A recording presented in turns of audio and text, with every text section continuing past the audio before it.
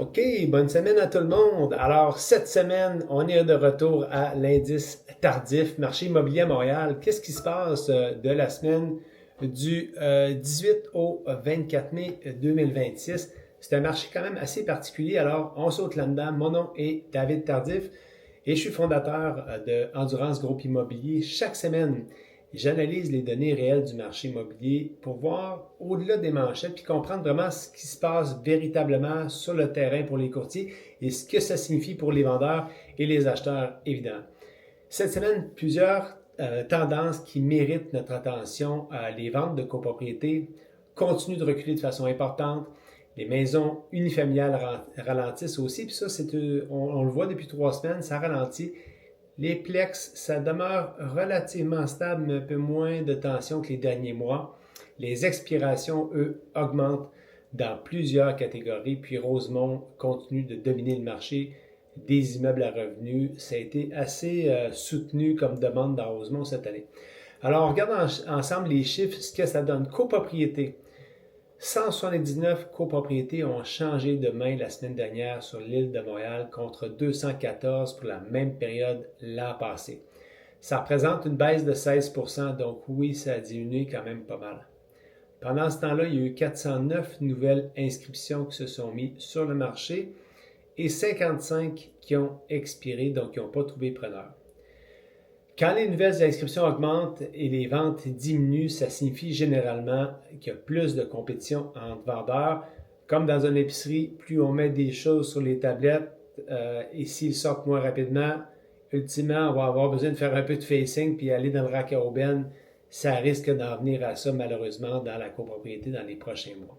Secteur le plus actif, Ville-Marie, 33 ventes enregistrées au cours des 7 derniers jours. C'est normal, Ville-Marie, il y en a plus de condos. La transaction la plus élevée, autour de 4,6 millions au 3150 place de Ramsey à Ville-Marie. Alors écoutez, ce qui retient notre attention dans cette transaction-là, c'est 264 jours de mise en marché. Un peu plus long, c'est normal dans le luxe, évidemment. Ça nous rappelle que l'immobilier de luxe, ça nécessite souvent plus de temps et de patience, c'est normal. Maintenant, les unifamiliales, 113 ventes cette semaine contre 122 l'an passé. La baisse est moins importante que dans le marché du condo. Ça demeure présent comme baisse quand même. Il y a un indicateur qui me préoccupe un peu plus cette semaine pour les maisons, c'est les expirations.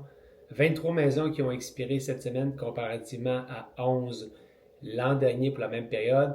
C'est plus que le double. Qu'est-ce que ça veut dire? Bien, il y a de plus en plus de vendeurs qui arrivent sur le marché avec des attentes qui ne correspondent plus nécessairement à la réalité actuelle du marché. Donc, il faut être prudent lorsqu'on s'inscrit, il faut être réaliste. J'ai vendu une maison la semaine dernière à Longueuil, succession en offres multiples. Pourquoi? Parce que c'était bien listé tout simplement. Le secteur le plus actif, Rivière-des-Prairies, 15 ventes. Ça demeure encore un marché qui est super dynamique à toutes les semaines. Pourquoi? Parce que c'est plus abordable aussi. Un autre élément important dans l'unifamilial, ou intéressant plutôt, propriété la plus chère vendue à Westmount, c'est transigé à 4,3 millions en 282 jours sur le marché.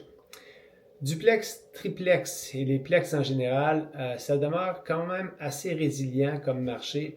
27 ventes dans le duplex sur le territoire la semaine passée versus 29 l'an dernier. Très peu de variations. Rosemont domine encore avec 5 transactions la semaine dernière dans le plex. La plus élevée, sur la 2e avenue à Rosemont, vendue 1 495 000. Un fait intéressant, cette propriété-là s'est vendue au-dessus du prix demandé. Dans les faits, je viens de réaliser que c'est moi qui ai fait la transaction du côté des acheteurs, donc c'est moi qui représentais les acheteurs sur cette transaction-là. Fait intéressant, par contre, ce produit-là s'est vendu uniquement avec 3 offres d'achat. Si ce serait vendu il y a quelques semaines, il y aurait eu beaucoup plus de promesses d'achat dessus.